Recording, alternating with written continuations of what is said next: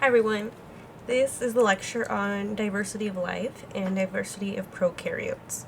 So this is going to span 2 lectures.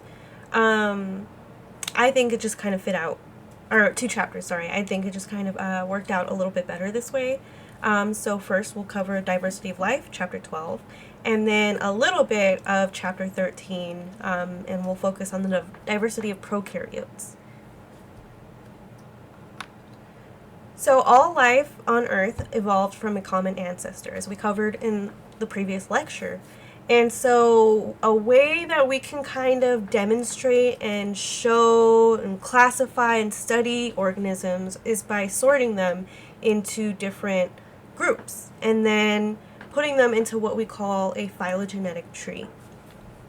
So each group of organisms went down its own evolutionary journey, called its phylogeny. And so by building what this is, a phylogenetic tree, that kind of helps visualize the different relationships of things to each other. And so, yeah, scientists build phylogenetic trees to help illustrate and show these evolutionary relationships. So, really quick, just to point out, this is the phylogenetic tree, so the tree of life we kind of also refer to it as. And so here is the original common ancestor of all living things. And over time, some kind of change happened, some mutation happened, and ended up diverting to this group of organisms. And then more changes ended up happening and led to all the different branches of this tree. And so this is demonstrating the major groupings that we sort things into. So there's 3 major groupings, and they're called domains.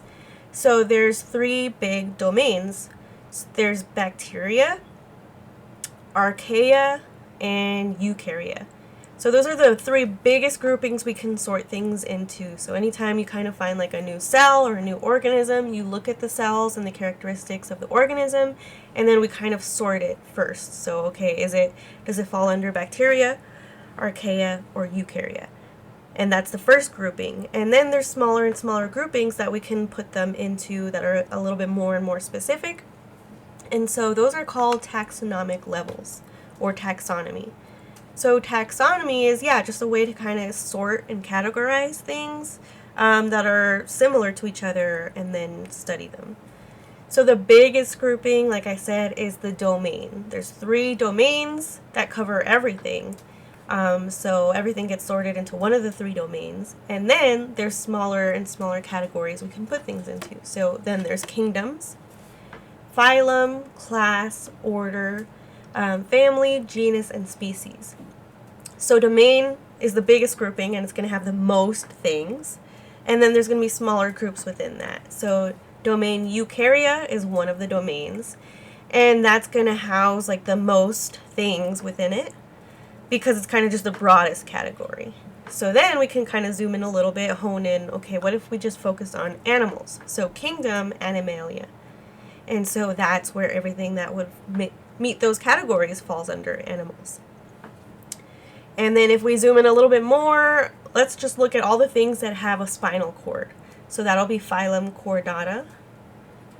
Zoom in a little bit more, class Mammalia, a little bit more, order Carnivora, a little bit more, family Canidae, a little bit more, genus Canis, a little bit more, and then the species Canis lupus is dogs. So that actually includes dogs and wolves. They are technically the same species, and that's kind of why they can, interbreed. You can have, like wolf hybrid dogs. But the ones that we just think of as dog are a subspecies. So if we look back again on the biggest grouping, the eukarya, it includes so many different kinds of things that are all eukaryotes. But then if we zoom in again, we're only including things that meet the categories of animals. Zooming in again, spinal cords. So that rules things out with each level, if you notice. So then you rule out plants and insects because they don't have a spinal cord. And then, as we get more and more zoomed in, each sub-level, the organisms are more and more similar because they're more closely related. We're really just, putting things that are similar in these smaller groups. Yeah. So in this example, we were focusing on a dog. And so when you hear a species' scientific name, that is referring to its genus and species. So yeah, scientists refer to organisms by their genus and species name together, and that's commonly called the scientific name or Latin name, and it's always in italics to show, okay, this is, what it is. This is the genus and species of this organism. So Canis lupus is the genus, and then the species. Canis is the genus, and then the species is the second word.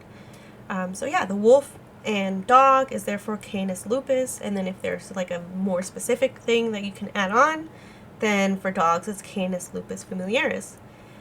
So what about humans? You might have heard about it. What is the human genus and species name? Correct, it's Homo sapiens. So that shows the genus that we fall under, and then specifically we are Homo sapiens, and so that would be our scientific name.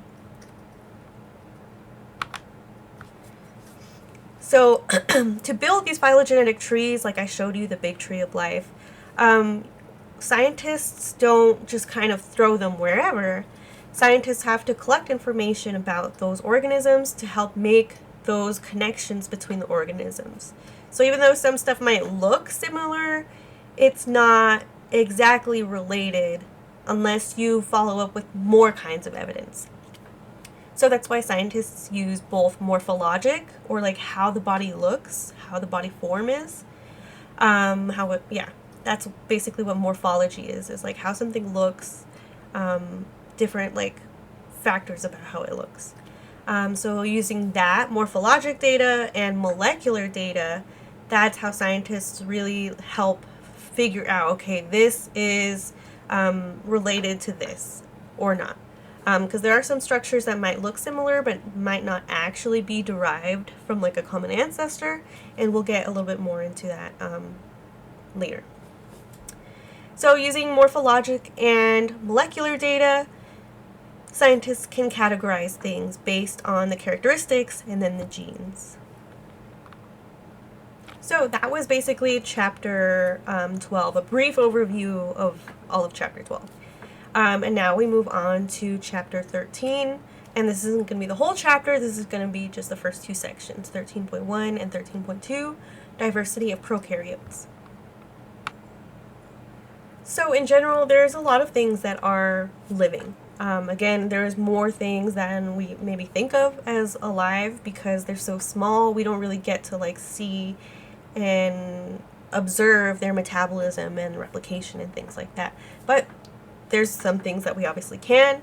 And so there's a wide variety of living things, right? So this picture is kind of just an overview that there are so many things that are alive, from like simple single-cell bacteria to complex multicellular organisms. So this is kind of showing just like a big picture of different living things. But again, for this section, we're going to focus on prokaryotes. So in the phylogenetic tree of life, again, we sort cells as different cell types, either prokaryotes or eukaryotes, based on if they have a cell organelles that are membrane bound in their cells. And so prokaryotes and prokaryotic cells, we refer to, as prokaryotes, but they include these two groups, these two domains. So domain bacteria and domain archaea are both groups of prokaryotic cells. And so, yeah, we also refer to them as prokaryotes, but each of these things are prokaryotes. So bacteria and archaea are both prokaryotes, but they are different enough to be in different categories. That's why they're different things, different domains, bacteria versus archaea. And so we're going to go over an overview, and it'll mostly cover bacteria. Archaea live in kind of extreme environments. And so we know a lot more about bacteria. There's actually a lot of archaea out there that we don't really understand yet. Because they live in such extreme environments, it's hard to study them in a lab and things like that. So a lot of the examples we'll give are going to be bacteria. And again, they're both prokaryotes. They just, yeah, have different characteristics, and so they're either bacteria or archaea. So prokaryotes were some of the first forms of life on Earth. And they existed for billions of years before they ended up becoming or leading to plants and animals. So there's fossil evidence, that's how we know this, because there's fossil evidence called stromatolites that help show the products that they've made, and those things stuck around in the environment and got fossilized, and so that's how we could tell, like, wow, these guys have been here for millions and billions of years. So through the stromatolites, we could see that their presence goes as far back as 3.5 billion years ago. So stromatolites are structures, sedimentary structures that are kind of like layers of stuff and minerals that were precipitated from water by prokaryotes. So let me show this picture. So bacteria and archaea, prokaryotes, can form like large multi-layered sheets. So we picture them as just like single-celled, but they can hang out with each other and exude like goopy stuff called that makes it like a biofilm. So they exude all this stuff, and that stuff and so many layers of all this prokaryotic cells are referred to as microbial mats. And yeah, they're just like large multicellular, multi-layered sheets of prokaryotes. And so through stromatolites, so again, these fossilized layers, we can see all this stuff that's here. And that's because all those cells were there together and exuding all this stuff in the biofilm. And so, yeah, even though bacteria and archaea are so tiny, having so many of them like secrete all this stuff into the environment that gets separated and from the water leads to these multi-layered kind of fossils, and that's how we know that they were around, because they left stuff in their environment. So at first, for a long time, these organisms that were there were anaerobic, so they didn't need oxygen to survive.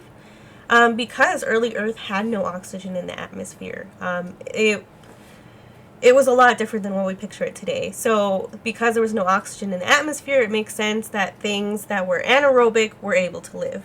So things that didn't need oxygen would be, what would be living, because there was no oxygen.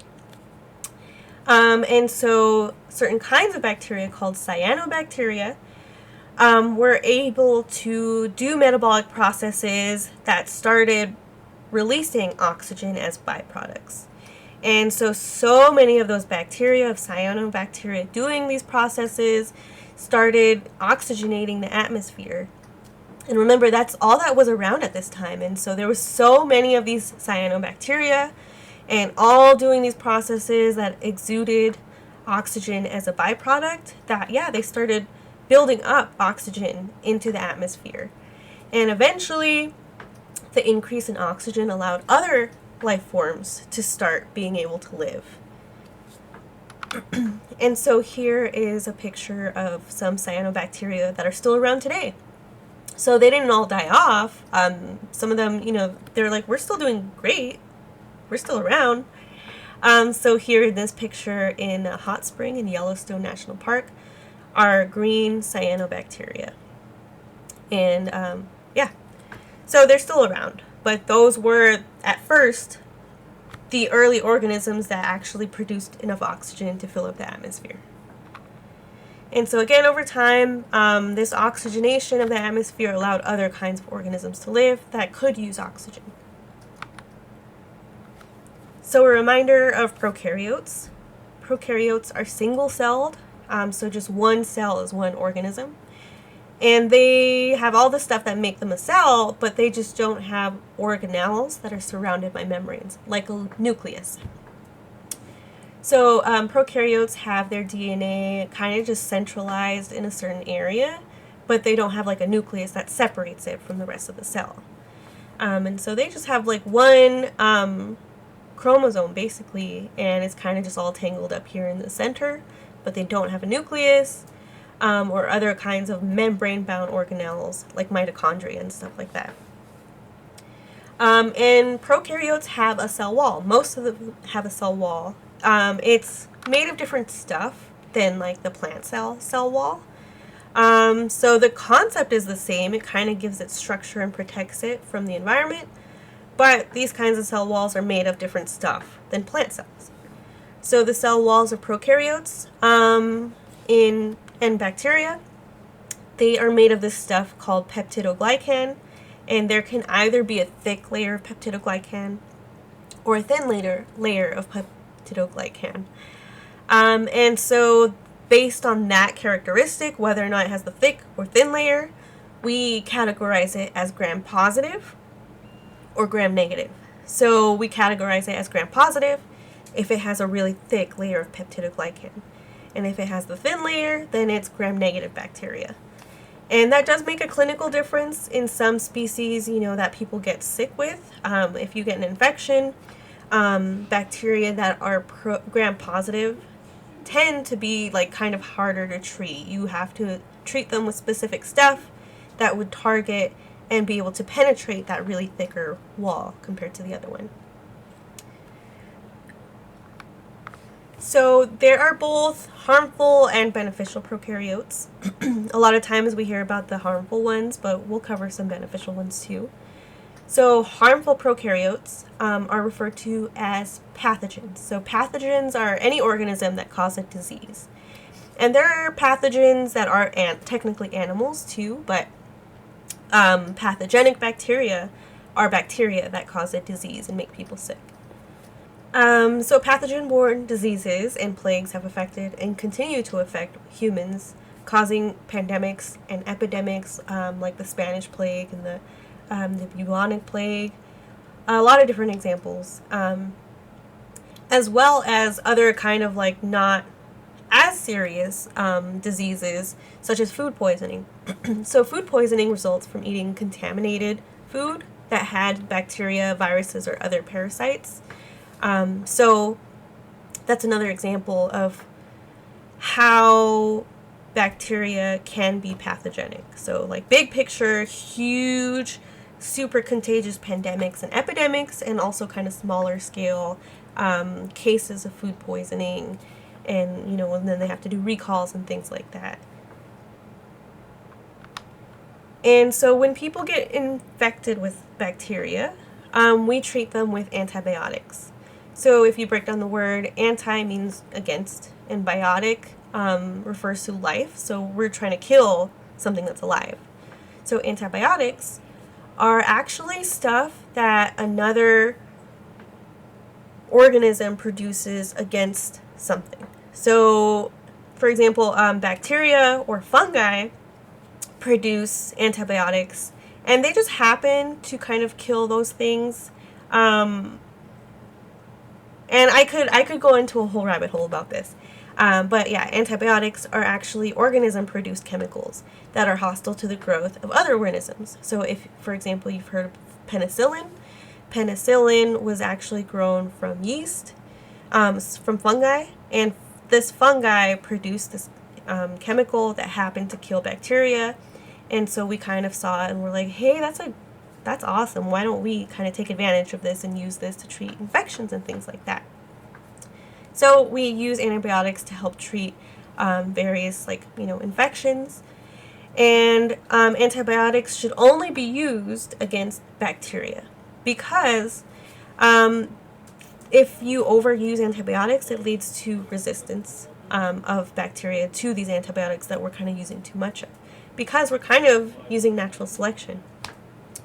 So antibiotic-resistant bacteria are like a growing concern because of the overuse and incorrect use of antibiotics. If you're using antibiotics kind of willy-nilly, you're selecting against or killing off the bacteria that's not resistant, right? So if they're not resistant, they'll get killed off by that antibiotic.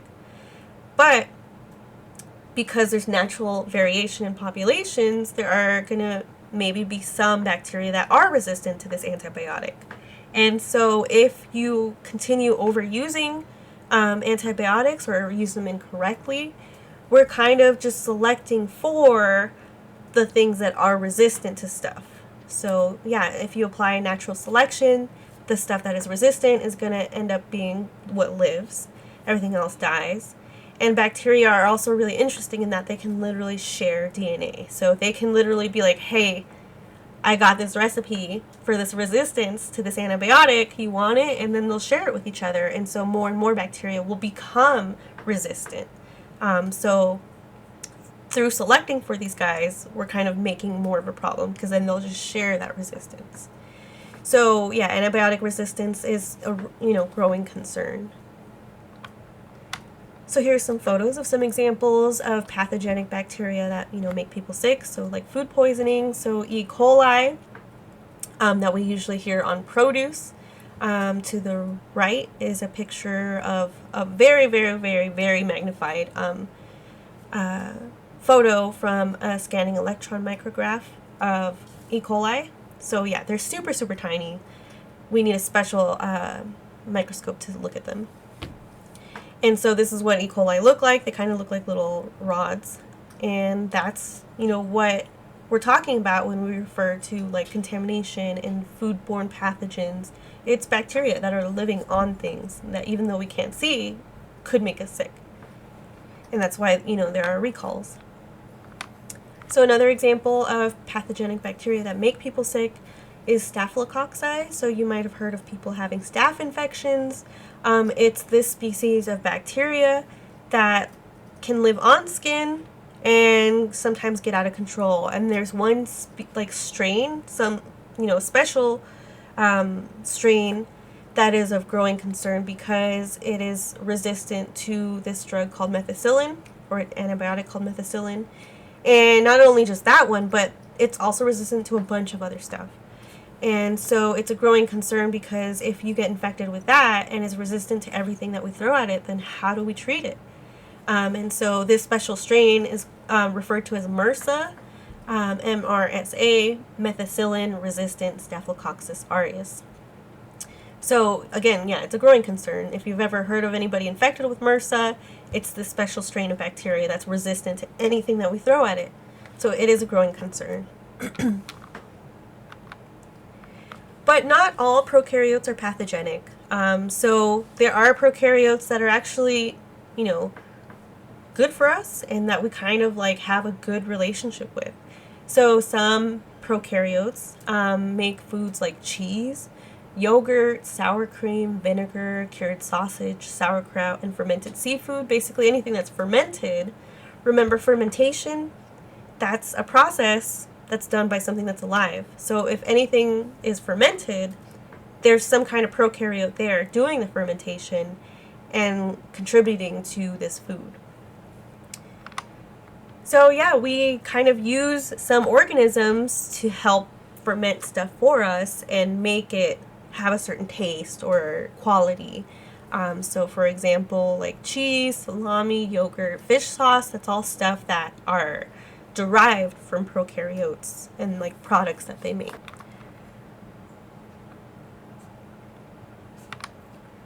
And in addition to that, instead of, just the stuff that we like make with prokaryotes, the human body also has a huge community of prokaryotes. So we have a lot of different stuff that lives like on us and in us, and we have like a commensal relationship with. So we're not really harmed by these kinds of bacteria, although they benefit, we're not really harmed. And in some ways, like some of them do really help us. So the human gut, we refer to all the species that live in there as the human gut flora, or you might have also heard of it as the microbiome. So the human microbiome and the gut flora is made of hundreds of species of bacteria and archaea. So that's hundreds of species, but like that, that's different species. We actually have like thousands of cells in our body, and they technically outnumber our normal cells, which is wild to think about. But yeah, our human gut flora is composed of a bunch of different kinds of bacteria and archaea that can help us break down stuff that we don't have the enzymes to break down ourselves. So, for example, So if you ever are eating something like a yogurt and it says contains live and active cultures, it literally has like the good bacteria that's making stuff that's good for you, or that is going to help you in your digestion. So if you take probiotics, that's also literally bacteria, like capsules of bacteria, that are the good species to help you break down things and help your digestion. So there are, yeah, beneficial prokaryotes that we kind of rely on and can consume to help us. And some of them even help form a protective barrier against pathogens. So we do have some species of bacteria living on our skin that help prevent other pathogenic bacteria from like making us sick and penetrating the body. And so when we're also thinking about, the process of evolution and how things develop over time, over very small changes, there is this thing called the endosymbiotic theory that states that prokaryotes actually kind of led to eukaryotes happening. So eukaryotes are a product of one prokaryotic cell kind of eating another one and then coexisting together. They were like, well, you know what, actually this is kind of nice. Like I help you with this, you help me with this. And so they evolved together over time until they were just one cell. So that's what the endosymbiotic theory is saying, that like through prokaryotes maybe ingesting another prokaryote and evolving together over time, then that led to eukaryotic cells that are more complex and have membrane-bound organelles. And so the evidence supports this because mitochondria and chloroplasts are really similar to some features of prokaryotes. So it would kind of make sense that those different features are kind of remnants and evidence of showing that this was previously a cell. So for example, mitochondria actually have their own DNA. So you might have noticed in one of the slides about the cell that says that the nucleus holds most of the DNA in a cell. Well, that little like asterisk would be that mitochondria have their own DNA. So their DNA is, in the mitochondria, and they divide separately from everything else in the cell. So that kind of shows like, was this its own cell at some point that knows how to divide on its own and has its own DNA? And then the same for chloroplasts. There's evidence that it's kind of the same idea. So let's check out a diagram of this process on the next slide. So this would have been a proto-eukaryote, so kind of, the precursor before eukaryotes. And so at first they were kind of super just simple blobs with stuff inside and, some kind of DNA inside. And so we think that infoldings of the membrane kind of led to the different membrane-bound stuff on the inside. So like the nucleus and then the endoplasmic reticulum, those are things that have their own membrane inside. And so the proto-eukaryote probably had infoldings of the membrane that ended up kind of sticking around inside and forming a little mini membrane inside. And then one of these guys consumed an aerobic bacteria that was able to, use oxygen. And so that bacteria ended up evolving into mitochondria. So here's the aerobic bacteria that this prokaryote consumed. And then over time and evolution together, it ended up just kind of becoming a mitochondria.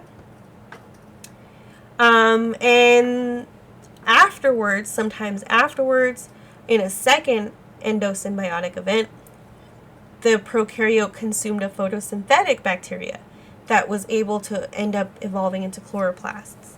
And so it's not like an either or. The mitochondria happened first, and so that eukaryote would have had a mitochondria first, and then eventually this second endosymbiotic event would have happened. And we say that and we know that because plant cells do have mitochondria. Even though we don't really focus on it, you know, they get their primary energy source from photosynthesis. Plant cells have chloroplasts, but they do also have mitochondria, and so that's why that is the order of events in the endosymbiotic theory, because mitochondria are also present in plant cells. So overall, hopefully after this lecture, you can now list the different levels of the taxonomic classification system, so going from the biggest one, domain, and then the smallest one. Describe the evolutionary history of prokaryotes and the endosymbiotic theory, and describe the basic structure of a typical prokaryote. And basically just knowing that like there are harmful prokaryotes, but there are also beneficial ones that live, you know, in us and on us, and that there is a diversity of prokaryotes. And so, yeah, that's this lecture.